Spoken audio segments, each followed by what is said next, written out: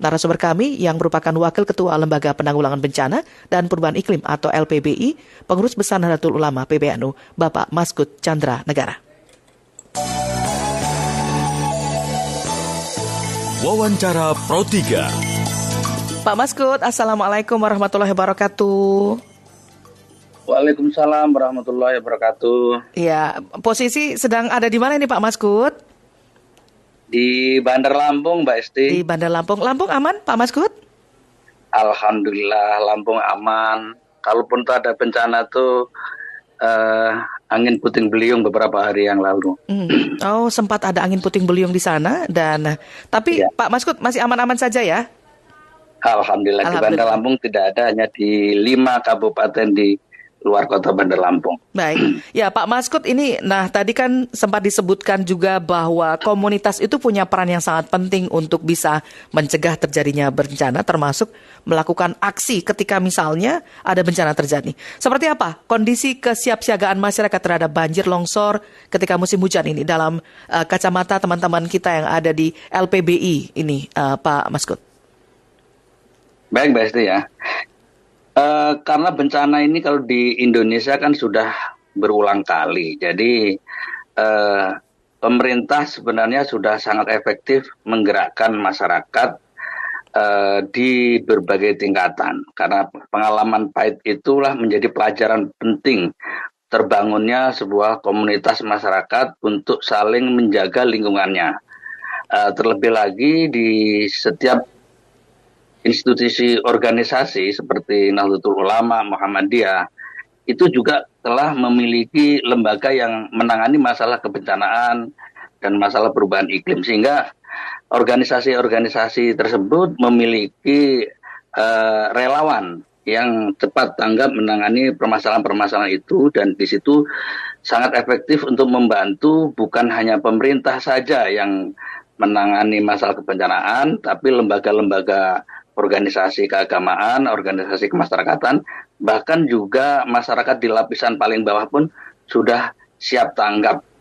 Itu, Mbak. Ya, selama ini bentuk-bentuk nyata seperti apa, Pak? Peran agama, keagamaan, ataupun kearifan lokal ya, untuk menguatkan mitigasi bencana di tingkat komunitas ini, termasuk di LPBI NU ini, Pak? Kalau untuk LPBI NU tentunya struktur organisasinya sudah sampai ke tingkat ranting atau desa. Di atas tingkat ranting itu di NU ada Majelis Wakil Cabang.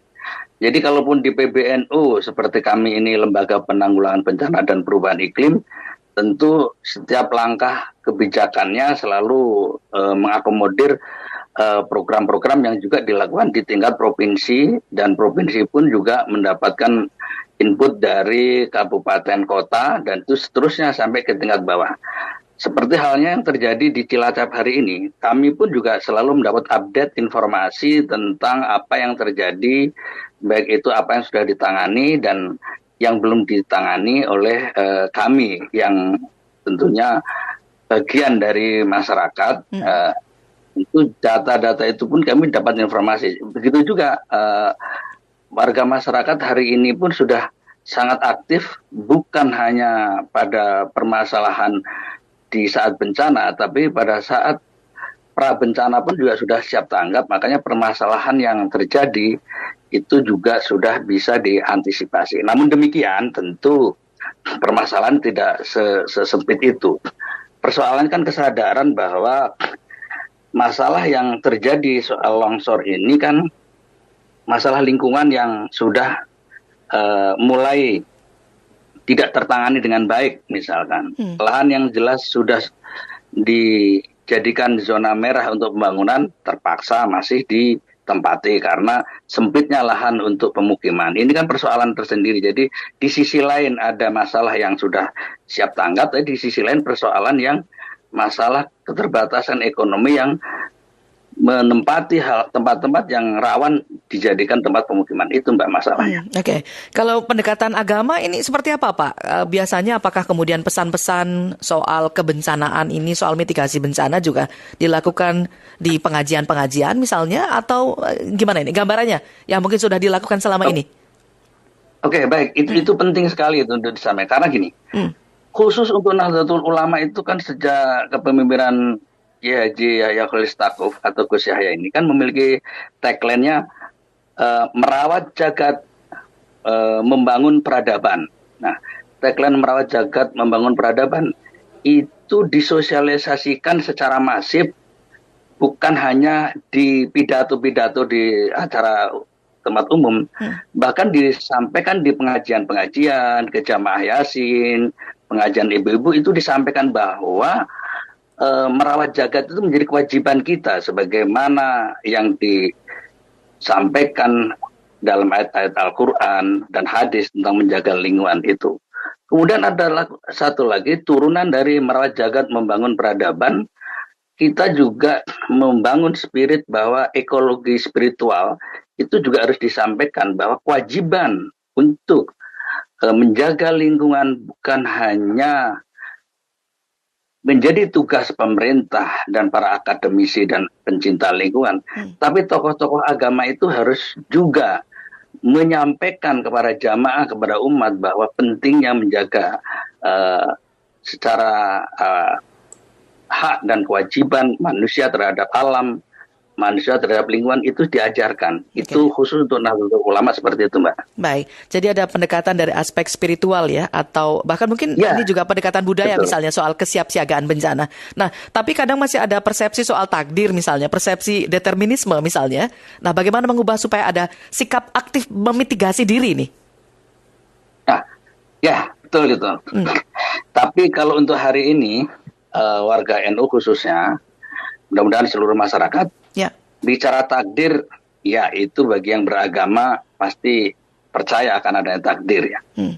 Namun upaya manusia untuk menjaga dirinya, untuk melangsungkan keturunannya, itu tetap mulai tumbuh kesadaran hal itu, baik itu melewat pendidikan formal di sekolah, pendidikan di pesantren, terus penyampaian hal-hal yang berkenaan dengan masalah keilmuan lewat pengajian, lewat kajian, itu tentu diselipkan lah. Kita sebagai orang yang ada di tingkat level atasnya, pada level di bawahnya itu kita punya tanggung jawab moral. Jadi spiritual itu perlu disisipkan setiap aktivitas apapun, Mbak, itu untuk kepentingan bersama yang lebih besar untuk masa depan kita. Tentu kesadaran ini kita sudah mulai muncul, gitu, Pak. Baik, jadi kalau lewat komunitas seperti misalnya apa yang dimiliki oleh LPBI ini, ada dari pusat sampai ke tingkat ranting, ini ada tim khusus relawan atau gimana ini, Pak? Ada, karena kan kita rutin mengadakan pelatihan tanggap bencana para relawan kan. Relawan itu juga ada gridnya juga, relawan yang bertugas yang untuk misalkan hanya khusus penanganan yang di lingkungannya itu gridnya apa. Bahkan untuk relawan yang untuk dikirim misalkan, ketika ada bencana terjadi di luar daerahnya, itu yang sudah memiliki tingkat pelatihan level apa, itu kita ada. Jadi namun tentu saja yang sudah ditangani serius baru sampai ke level tingkat cabang. Cabang itu kabupaten kota. Kalau untuk level di tingkat kecamatan, ranting itu di desa, kelurahan, itu tentu saja relawan yang kita harapkan untuk garda terdepannya di lingkungan masing-masing itu. Oke. Nah sekarang kan berarti PR kita ini ya Pak Maskud ya, mengubah gimana caranya ketika misalnya ada bencana kita bisa jadi orang yang cepat tanggap gitu. Bukan terlambat tanggap tapi cepat tanggap gitu ya. Nah ini karena yang potensi korban kan semua usia, nggak cuma yang muda aja kan. Nah gimana caranya ini pendekatan seperti apa yang dilakukan ini untuk bisa masuk ke semua usia biar cepat tanggap, tidak lambat tanggap ini Pak? Oke. Oleh karena itu, kalau biar bisa cepat tanggap, maka untuk di NU itu ada satu lagi namanya Lembaga Pendidikan Ma'arif NU. Itu levelnya kalau di kementerian barangkali Kementerian Dasar dan Menengah lah ya. Itu pun LPBI bekerja sama dengan LP Ma'arif, Lembaga Pendidikan Ma'arif itu yang memiliki basis Madrasah Ibtidaiyah, Sanawiyah, Aliyah, atau SD sampai SMA. Itu kita ajarkan mulai pendidikan dini tentang kebencanaan itu. Jadi oleh karena itu dari sejak kecil pun kita juga berharap kalau setiap ada terjadi sesuatu itu tanggap.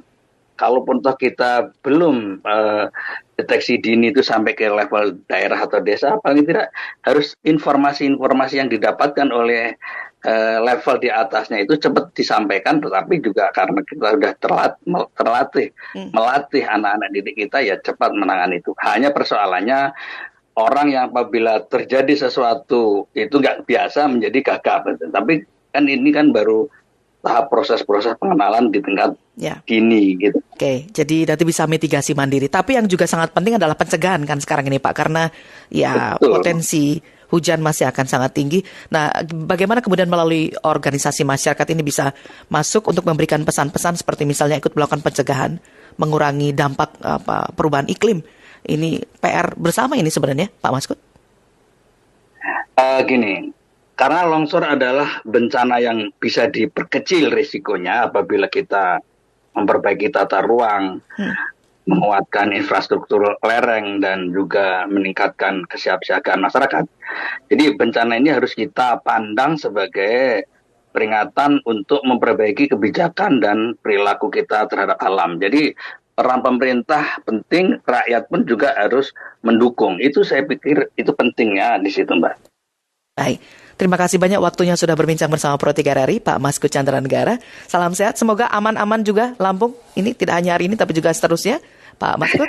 Baik. Sampai jumpa. Baik, terima kasih, Mbak. Mari, salam tangguh, salam kemanusiaan. Salam tangguh, Pak. Ya, demikian tadi perbincangan saya bersama dengan Pak Maskut Chandranegara, Wakil Ketua Lembaga Penanggulangan Bencana dan Perubahan Iklim, LPBI, yang pengurus besar Nahdlatul Ulama.